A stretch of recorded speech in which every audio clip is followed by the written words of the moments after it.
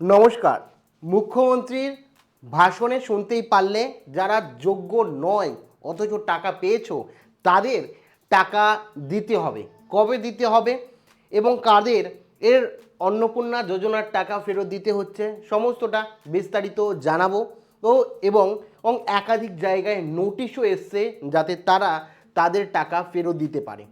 কাদের ক্ষেত্রে এসছে এবং আপনার সরকারি অনুদান ব্যাংক অ্যাকাউন্টে ৩,০০০ টাকা ঢোকার পরও আপনাকে কি সেই টাকা দিতে হতে পারে, সমস্তটা অফিসিয়ালি বিস্তারিত আপনাদের সঙ্গে আলোচনা করব। কাজে ভিডিওটি প্রথম থেকে শুরু করে শেষ পর্যন্ত ওয়াচ করো।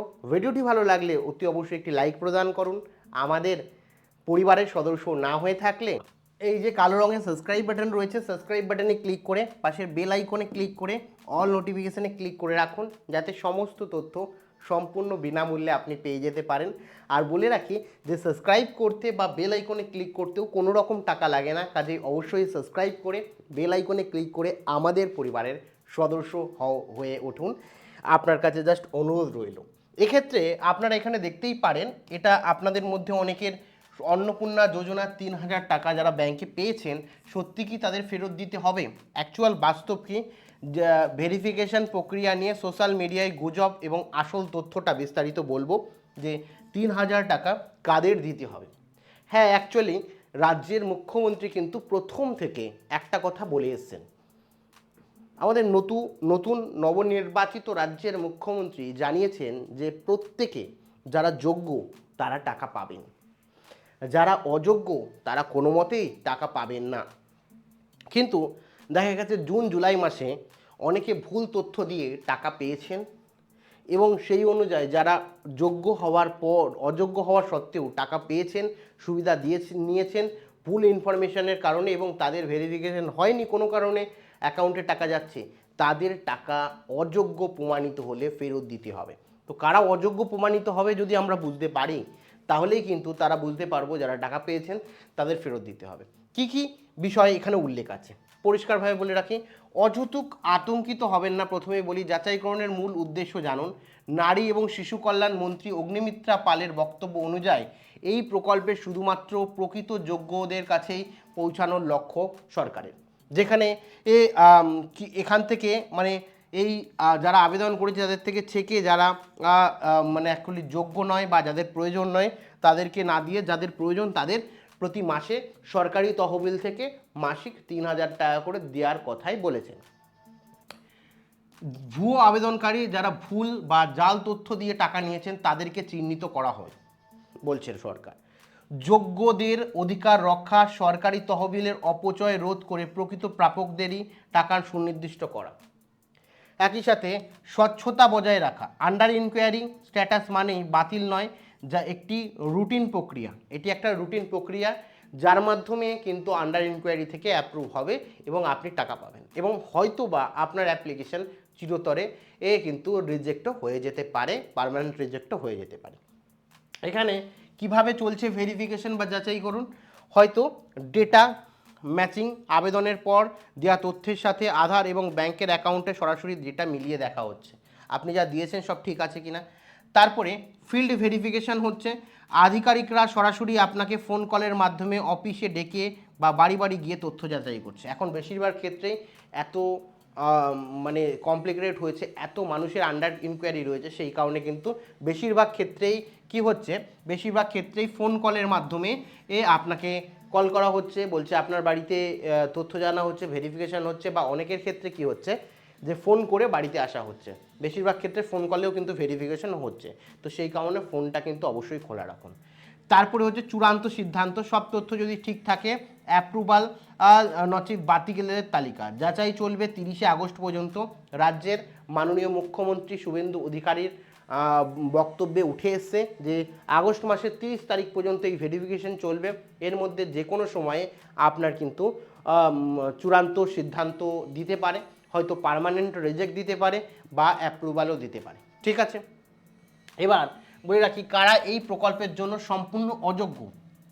এখানে ১৯শে মে মূল নির্দেশিকা অনুযায়ী আবেদনকারীর পরিবারে কেউ যদি এই ক্যাটাগরির মধ্যে পড়লে তারা বাতিল বলে গণ্যিত হবে। প্রথম হচ্ছে সরকারি চাকরি, পরিবারের কোনো সদস্য বা সরকারি কর্মীরা রেগুলার স্যালারি পান, যারা সরকারি কর্মজীবী এবং সরকারের তরফ থেকে রেগুলার টাকা পাচ্ছেন, এরকম পরিবারের যদি কোনো সদস্য হয়ে থাকে, এখানে পরিবারের সদস্য বলতে আপনি অন্নপূর্ণা যোজনায় যখন আবেদন করেছিলেন, ফ্যামিলি ডাটা লেভেল কানেকশানে যে কজন ফ্যামিলি মেম্বারকে অ্যাড করেছিলেন তাদের মধ্যে কেউ যদি সরকারি চাকরি করে থাকে তাহলে আপনি যোগ্য নন। একই সাথে আয়করদাতা, পরিবারের কেউ যদি ইনকাম ট্যাক্স বা প্রফেশনাল ট্যাক্স দেন, পরিবারের কেউ যদি ইনকাম ট্যাক্স বা প্রফেশনাল ট্যাক্স দেন তাহলে কিন্তু আপনি যোগ্য নন। সরকারি পেনশন মানে পরিবারের কেউ সরকারি পেনশনভোগী হলে, পরিবারের কেউ যদি সরকারি পেনশন পান, ঠিক আছে, তাহলেও আপনি যোগ্য নন। এবং আপনার বয়সসীমা, আবেদনকারীর বয়সসীমা বা আবেদনকারী মানে মহিলার যে বয়স সেটা 25 বছরের থেকে কম বা 60 বছরের যদি বেশি হয় তাহলেও আপনি কিন্তু যোগ্য নন, ঠিক আছে। তো এই কটা যদি থাকেন তাহলে কিন্তু আপনি অযোগ্য। এবার বলে রাখি 8ই জুলাইয়ের বিশেষ নির্দেশিকা, কাদের পেমেন্ট বন্ধ রাখা হচ্ছে। এবার এই নোটিশটা ছিল 19 তারিখ, 19শে মে।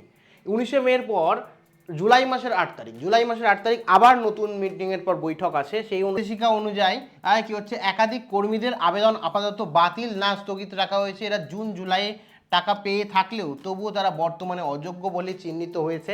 যে 8 তারিখের জুলাই মাসের যে নোটিশ, সেই নোটিশ অনুযায়ী ধরুন যারা যোগ্য ছিলেন, মানে অ্যাকচুয়ালি যারা যোগ্য, ও তারা 8 তারিখে নোটিশের পর অযোগ্য হয়ে পড়েছেন। কারা? এদের মধ্যে ধরুন যারা আশাকর্মী রয়েছে, অঙ্গনওয়াড়ি কর্মী রয়েছে বা সাহায্যকারী কর্মী রয়েছে, একই সাথে যারা সিভিক ভলেন্টিয়ার রয়েছে এবং প্যারা টিচার রয়েছে, তারা কিন্তু আগের যে 19শে মে নোটিশ ছিল অন্নপূর্ণা যোজনা, সেই নোটিশ অনুযায়ী তারা যোগ্য ছিলেন। কিন্তু হঠাৎ করে 8ই জুলাই বৈঠকের পর যে নোটিশ এসছে, সেই নোটিশে কিন্তু আশাকর্মী, অঙ্গনওয়াড়ি কর্মী, সাহায্যকর্মী, অঙ্গনওয়াড়ির একই সাথে সিভিক ভলেন্টিয়ার থেকে শুরু করে প্যারা টিচার, এদের কিন্তু বাতিলের খাতায় রেখেছে। মানে এই মুহূর্তে না বাতিল করছে, না মানে অ্যাপ্রুভ করছে, এই মুহূর্তে কি হচ্ছে, স্থগিত রাখছে। অর্থাৎ তাদের অ্যাপ্লিকেশনটা সেম আন্ডার ইনকোয়ারিতেই থেকে যাবে, ঠিক আছে, তাদের কোনো চেঞ্জ হবে না, জানিয়ে দিয়েছেন। এবার বলে রাখি, আপনি কি নিরাপদ নাকি ঝুঁকিতে রয়েছেন, আপনার নিজে মিলিয়ে নিন। প্রথম কথা, পরিবারের কেউ সরকারি চাকরিজীবী বা আয়কর যদি না থাকে তাহলে কোনো সমস্যা নেই। পরিবারের কেউ যদি ইনকাম ট্যাক্স দেন আর আপনি গোপন করেন, সেক্ষেত্রে আপনি ঝুঁকিতে রয়েছেন। আপনার সময়ে সমস্ত তথ্য দেওয়া সত্যি, আপনি সমস্ত যে তথ্য দিয়েছেন সেটা সত্যি, সরকারি চাকরি বা পেনশন আছে কিন্তু আপনি ফর্মে উল্লেখ করেননি, তাহলে আপনি ঝুঁকিতে আছেন। যাচাইয়ের সময় আপনি সঠিক বা মূল বা অরিজিনাল ডকুমেন্ট দিয়েছেন, দিতে অক্ষম না সক্ষম। একই সাথে আপনি টাকা পাওয়ার লোভে ইচ্ছাকৃত আয় বা পেশার মিথ্যে তথ্য দিয়েছেন, সেক্ষেত্রে আপনি কিন্তু ঝুঁকিতে আছেন। পরবর্তীকালে ভেরিফিকেশনে বা মিলিয়ে যদি দেখা হয় তাহলে কিন্তু আপনি সমস্যায় পড়বেন। এবার বলে রাখি, অযোগ্য প্রমাণিত হলে ইতিমধ্যে টাকা পেয়ে থাকাদের কি হবে। অযোগ্য প্রমাণিত হলে সাধারণত অযোগ্যতা, অন্নপূর্ণা যোজনায় চূড়ান্ত বেনিফিশিয়ারি লিস্ট থেকে নাম বাদ গেলে ইতিমধ্যে প্রাপকদের 3000 টাকা জুন জুলাইয়ের মধ্যে সরকারি কোষাগার থেকে কোষাগারে ফেরত দিতে হবে, ঠিক আছে। গোপন তথ্য বা জালিয়াতি, ইচ্ছাকৃতভাবে ভুল তথ্য, পরিবারের আয় গোপন বা সরকারি সুবিধার অপব্যবহার করলে প্রশাসন কড়া আইনত পদক্ষেপ নিতে পারে।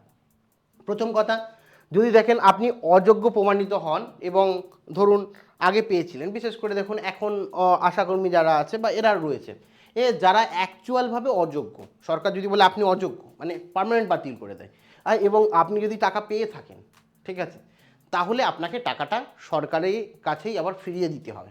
ধরুন 2 মাসের যদি টাকা পান 3000, 6000, যদি 1 মাসের টাকা পান তাহলে 3000 আপনাকে ফেরত দিতে হবে। এবং যাদের হয়তো তথ্য গোপন করছেন বা জালিয়াতি করছেন,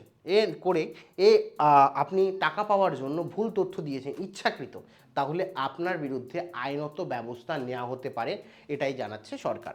কারণ সরকারের উদ্দেশ্য একটাই, সরকারের উদ্দেশ্য যারা অ্যাকচুয়াল যোগ্য তাদের কাছেই যাতে টাকাটা পৌঁছায়। কারণ আপনাদের টাকা সরকারের টাকা, সরকার বলছে যোগ্যদের কাছেই পৌঁছান।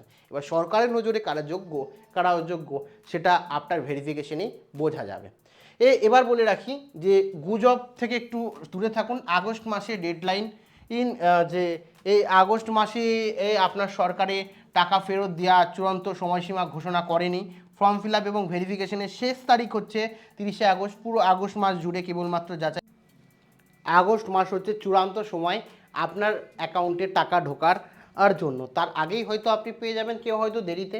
তো এক্ষেত্রে নাগরিকদের জন্য কি করণীয় এখন আমি বলে রাখি, যে ভেরিফিকেশন যখন হবে বা আপনি যখন ফর্ম ফিল আপ করেছেন, যদি আপনি সমস্তটা ঠিক বলেন, কাউর পেশা না লোকান, যে কেউ সরকারি চাকরি করে, আপনি যদি বলেন না সরকারি চাকরি করে না, বা কেউ ধরুন আপনার পরিবারের মধ্যে কেউ রয়েছে যে ইনকাম ট্যাক্স দেন, আপনি যদি তথ্য গোপন না করেন, তাহলে আপনার কোনো চিন্তার বিষয় নেই।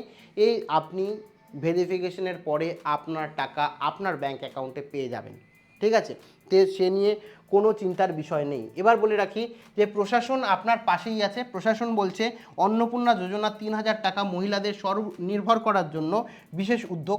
এটি আপনার হকের টাকা, বরং সরকারি সহায়তা, নিজেদের টাকা, সরকারের টাকা, আপনাদের টাকা। তো এই আপনার দেওয়া তথ্য সঠিক হয়, আপনি যদি সমস্ত শর্ত পূরণ করেন, তবে কোনো কারণ ছাড়াই উদ্বিগ্ন হবেন না। যাচাই হচ্ছে শুধুমাত্র ভুয়ো উপভোক্তাদের এর বাদ দেওয়ার জন্য। আপনি যোগ্য হলে সুবিধা পাবেন, আপনার সুবিধা কেউ কেড়ে নিতে পারবে না। অর্থাৎ সরকার বলছে যে এই ভেরিফিকেশন শুধুমাত্র যারা অযোগ্য তাদেরকে বাদ দেওয়ার জন্য, আপনার জন্য না। আপনি যোগ্য হলে শর্ত পূরণ করলে আপনি মাসিক 3,000 টাকা সরকারি অনুদান পাবেন।